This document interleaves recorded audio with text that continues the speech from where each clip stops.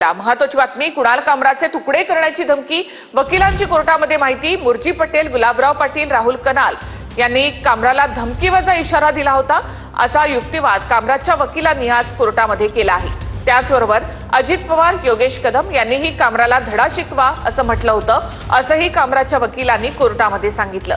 सुधीर मुनगंटीवार यांनी देखील कुणाल कामराला इशारा दिला होता असं देखील वकिलांनी कोर्टात सांगितलं। उद्धव ठाकरे, अजित पवार हे सुद्धा गद्दार म्हणाले होते, त्यावर आक्षेप का नाही असा युक्तिवाद कामराच्या वकिलांनी कोर्टामध्ये केला।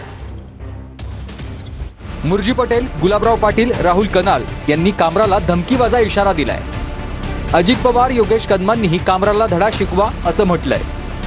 धमक्यांमुळेच मद्रास हायकोर्टानं कामराला अटकेपासून संरक्षण दिलंय। शिवसेनेत जे काही घडलं त्याची इतिहासात नोंद झाली, त्यावर कामरानं आपलं मत मांडलंय।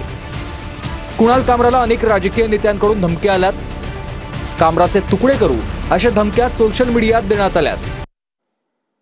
जीवाला धोका असल्यानंच आम्हाला अंतरिम जामीन द्या। अजित पवारही शिंदेच्या शिवसेनेला गद्दार म्हणाले होते। 2024ची संपूर्ण निवडणूक गद्दार शब्दावर लढवली गेली। महाविकास आघाडीनं गद्दारांचा पंचनामा अशी घोषणाही केली होती। निवडणुकीवेळी महाविकास आघाडीवर कुणीही आक्षेप घेतला नाही। कामराला धमक्या येत असतानाही खार पोलीस नोटीस पाठवायचे। खार पोलिसांनी कामराच्या आईवडिलांनाही त्रास दिलाय। कामराच्या जीवाला धोका आहे, त्याला त्रास दिला जातोय असा युक्तिवाद कुणाल कामराच्या वकिलांनी मुंबई हायकोर्टात केलाय। नाशिकमधील दर्ग्याच्या अनधिकृत बांधकामावर कारवाई करण्यात आली आहे। कारवाई आधी नाशिकच्या काठी गल्ली परिसरामध्ये दगडफेकीची घटना घडली। जमावाकडून पोलीस पथकावर दगडफेक करण्यात आली। वादग्रस्त धार्मिक स्थळासंदर्भात अफवा पसरल्यामुळे तणाव निर्माण झाला होता। नाशिकमध्ये अनधिकृत दर्ग्यावर पालिकेचा हातोडा, जमावाची पोलिसांवर दगडफेक। काठेगल्ली परिसरात काल रात्री दगडफेकीची घटना झाली। संतप्त जमावानं पोलिसांच्या गाड्या फोडल्या होत्या। जमावानं केलेल्या दगडफेकीत 31 पोलीस कर्मचारी जखमी झाले। दगडफेक करणाऱ्या 15 लोकांना पोलिसांनी ताब्यात घेतलं।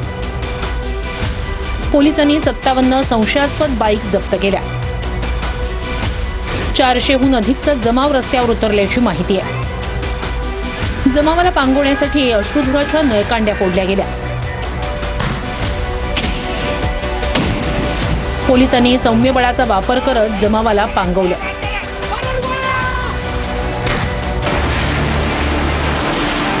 अनधिकृत दर्गा हटवण्याची गेल्या अनेक वर्षांची मागणी होती। ट्रस्टनं कागदपत्र सादर करण्यासाठी वेळ मागितला होता। ट्रस्टला म्हणणं मांडण्यासाठी दिलेली मुदत संपल्यानंच पालिकेनं कारवाई केली। अनधिकृत बांधकाम हटवून सरकारी जागेचा परिसर मोकळा करण्यात आला। काठेगल्ली परिसरात सीआरपीएफ, एसआरपीएफच्या तुकड्या तैनात करण्यात आल्या। जखमी पोलिसांची वरिष्ठ अधिकाऱ्यांनी रुग्णालयात जाऊन विचारपूस केली आहे। एकूण 21 अधिकारी व अंमलदार जखमी झालेले आहेत आणि त्यातले काही सिव्हिल हॉस्पिटल नाशिक शहर या ठिकाणी ॲडमिट आहेत आणि आज आपण बघतायत की शहर सुरळीतपणे चालू आहे, त्याबद्दल मी त्यांचं अभिनंदन करतो। त्यातले काही अधिकारी व अंमलदार हे यांना दगडं लागली, ते इंज्युअर्ड झाले, त्यांना सिव्हिल हॉस्पिटलला आपण ॲडमिट केलेलं आहे। त्यांना आपण आता बघितलेलं आहे, सगळ्यांची प्रकृती चांगली आहे आणि ते रिकवर होत आहेत। कारवाई नंतर करू शकत होते ना, पण आजचा दिवस निवडला कारण आज येथे माननीय उद्धव ठाकरे येत आहेत, आदित्य ठाकरे पोहोचलेले आहेत, शिवसेनेचे नेते आले, सगळे आमचे सहकारी आलेले आहेत। आज महत्त्वाचं इथे एक शिबिर आणि अधिवेशन होत आहे, त्यावेळी आजचा दिवस निवडला म्हणजे तुम्ही जळताय, जळू आहात तुम्ही। तुम्हाला आमच्या अस्तित्वाची भीती वाटते, आमच्या सावलीची भीती वाटते, आमच्या शिवसेने नियोजित ती तोड कारवाई होती। उबाटाच्या मेळाव्याचा आणि त्या तोडक कारवाईचा काही संबंध नाही आहे। आता माणसं तिथं जर जमलीच नसतील, माणसं येणारच नसतील, त्या तोडक कारवाईचा काय संबंध? तुमच्या शिबिराकडे लक्ष कोणाचं आहे? तुम्ही बोलतायत म्हणून आम्हाला तुमचं शिबिर कळलेलं आहे। उलट त्यांनी सांगायला पाहिजे होतं। बाळासाहेब ठाकरे असं तर त्यांनी सांगितलं असतं, पोलीस प्रशासनाचं अभिनंदन केलं असतं की मी आज नाशिकमध्ये आलोय आणि तुम्ही कारवाई केलेली आहे, मी तुमचं अभिनंदन करतोय। आणि आता बातमी येते पुणे गर्भवती महिलेच्या मृत्यू प्रकरणाची। तनिषा भिसेंच्या मृत्यूला डॉक्टर घैसाळ जबाबदार असल्याचा आरोप भाजप आमदार अमित गोरखेंनी केला। तनिषा भिसे मृत्यू प्रकरणात आतापर्यंत 4 अहवाल सरकारला सादर झालेत, तर दुसरीकडे आयएमएच्या महाराष्ट्र प्रमुखांनी भिसे कुटुंबावरच उलट आरोप केले. त्यावर रुपाली चाकणकरांनी उत्तर देताना आयएमएला त्यांची बाजू मांडण्याचा अधिकार असल्याचं म्हटलंय.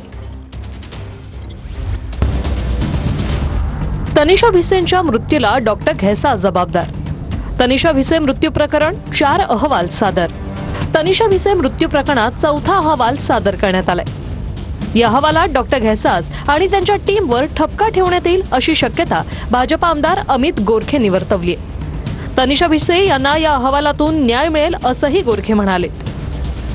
आमच्या बाजूनच भिसे कुटुंबियाच्या बाजूने हा निकाल लागेल अशी तरी संपूर्ण शक्यता आहे आणि त्याच अनुषंगाने आम्ही वेळोवेळी माननीय मुख्यमंत्री, माननीय सचिव यांच्या आम्ही संपर्कात आहोत. या हॉस्पिटलमध्ये डॉक्टर घैसास यांच्याकडनं ज्या चुका झाल्या त्यामुळे नक्कीच ते आणि त्यांची टीम याला दोषी आढळेल. दीनानाथ मंगेशकर रुग्णालयात तनिषा भिसेंना दाखल करून घेण्यासाठी डिपॉझिट मागण्यात आलं होतं. यावरून अमित गोरखे यांनी डॉक्टर घैसास यांच्यावर आरोप केला. तनिषा भिसे या IVF ट्रीटमेंट घेत होत्या. ही ट्रीटमेंट डॉक्टर मानसी घैसास यांच्याकडून घ्यावी असं डॉक्टर घैसास यांना वाटत होतं. पण तनिषा भिसे यांनी ही ट्रीटमेंट दुसऱ्या ठिकाणी घेतली. यामुळेच तनिषा भिसेंना दाखल करून घेण्यासाठी मंगेशकर रुग्णालयात डॉक्टर घैसास यांनी डिपॉझिट मागितलं असा आरोप अमित गोरखे यांनी केलाय. माझ्या मानसिक असलेली ट्रीटमेंट नाही इंदिरा घैसासकडे, त्यामुळं त्यांनी ट्रीटमेंट लांबवण्याचा प्रयत्न केला. इमर्जन्सीमध्ये गेल्यानंतर त्यांनी डिपॉझिट त्या ठिकाणी भराच असं सांगितलं आणि कदम साहेब आपण असं म्हणतोय की डिपॉझिट त्यांनी मागितलंच नाही. त्या ठिकाणी आपण डिपॉझिट मागितलं नाही असं म्हणत असताना मला हे आपल्याला सांगायचं आहे की आपण त्या ठिकाणी नीट अभ्यास केला पाहिजे.